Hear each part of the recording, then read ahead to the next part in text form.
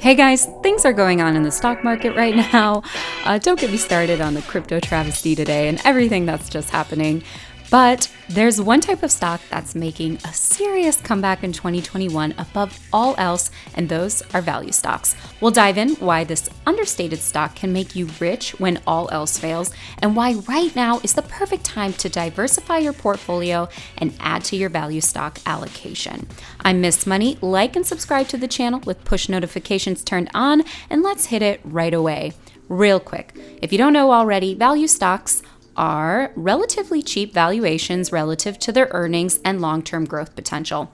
Some examples, of course, include Procter & Gamble, Coca-Cola, and Walmart. On the other end of the spectrum, you got your growth stocks, of course, your Teslas of the world, Apple, Netflix, you get it. So value investing strategies typically involve buying stocks of companies that are trading below their estimated intrinsic value because of unfavorable developments that are likely to be temporary. It is an attractive investment strategy for long-term oriented investors who prefer to buy stocks at a discount and hold them until the stock price converges with the target price. And this investing technique is followed by some of the most successful investors, obviously including, Warren Buffett, who, he knows a thing or two about money. However, the underperformance of value strategies since the fallout of the global financial crisis in 2008 has raised concerns over the effectiveness of this strategy in the environment where the U.S. government is increasingly willing to support stock prices even more than the actual economy. Value stocks are sensitive to economic changes, and in 2021, value has outperformed growth. The Russell 1000 Value Index, which measures the price performance of large cap value companies, has increased close to 9% this year, whereas the Russell 1000 Growth Index has appreciated just 0.13%. This positive performance is certainly encouraging news, but as illustrated, value strategies are still playing catch-up because of their failure to keep up pace with growth stocks in the last 10 years. Obviously, I think it's good to have both growth and value stocks in your portfolio, but right now, value stocks are totally making this comeback, and value stocks have outperformed growth stocks in 2021 so far. And if you look at a careful analysis of the global macroeconomic situation and the current valuation level of the market, it reveals that value is primed for a comeback and in this recovery phase of the current business cycle. Value failed during the market rout last year. Value stocks have a reputation for performing well during market downturns. Many Wall Street analysts predicted the virus-induced recession would create a strong platform for value strategies to come back, which failed to materialize last year. Growth continued to perform better even when stock markets were crashing, and this phenomenon was primarily driven by two factors. One was the stellar performance of big tech giants that benefited from the pandemic, such as Netflix. Obviously, everyone was at home watching Netflix, and Amazon.com, which people, obviously during the pandemic, getting everything delivered. E-commerce is a great business to be in during the pandemic. The other was the record low interest rates and federal government support. This is a big one. This allowed many inefficient and poorly run large cap companies to survive and continue to see their share prices rise when the natural course of the market would have otherwise weeded them out. Since September, however, value has gained some momentum as investors' focus shifted to undervalued sectors of the market. Generally, value investing strategies incline towards sectors such as financial services and energy.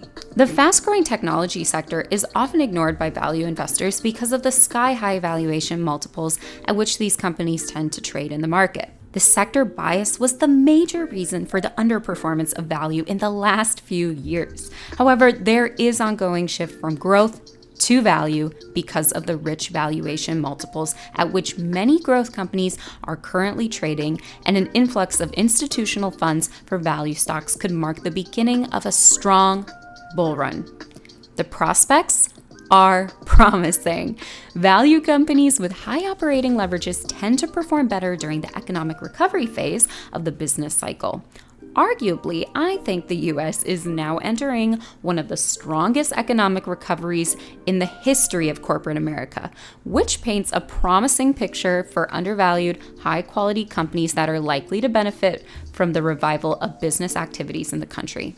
These companies are expected to generate higher operating income once the business cycle turns in their favor. The US government has injected trillions of dollars. Guys, trillions of dollars into the financial market and the economy, which could also turn out to be a catalyst for value strategies as consumer spending will increase as a result of this growth in the money supply. Value investing involves many consumer-facing companies that were hit hard by the economic recession. The downturn led to increased savings as consumers feared the US economy could suffer for a long period of time, and this resulted in a decline in earnings for many retail companies. The initial phase of the economic recovery will be a blessing for these companies.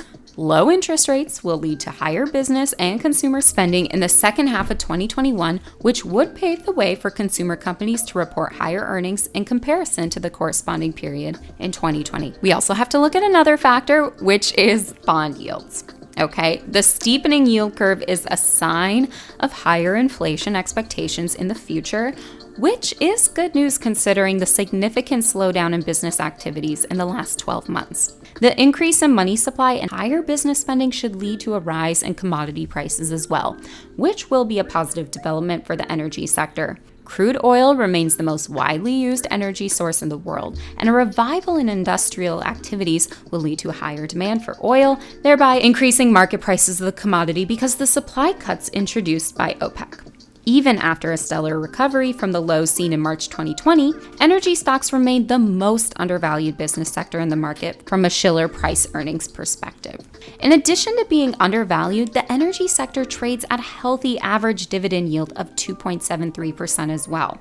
Many oil companies were forced to reduce shareholder distributions last year to improve their liquidity, but things are likely to distribute the bulk of their earnings to shareholders via dividends and stock buybacks. These expected dividend hikes will be additional compensation for value investors who bet on the oil sector today despite the challenges faced by the industry. The S&P 500 continues to trade at elevated valuation multiples, which increases the likelihood of a market crash if the US economy fails to gather momentum as expected. The steps taken by the federal government to accelerate the economic recovery and support share prices are reflected in the market performance of the major stock market indexes. Although growth outperformed value in the last decade, the latter has outperformed so far in 2021. And this can last a long period of time, considering the positive developments for deeply undervalued sectors such as financial services and energy. Investors looking for long-term growth can balance their portfolios by using a mix of both value and growth stocks. Such diversification will play an important role in helping investors beat the market in the long run. So, guys, 2021 is the year for value investing. I know it's been hard lately, but we got this. So that's all we have for today. Thanks for watching. I'm Miss Money, and catch me next time.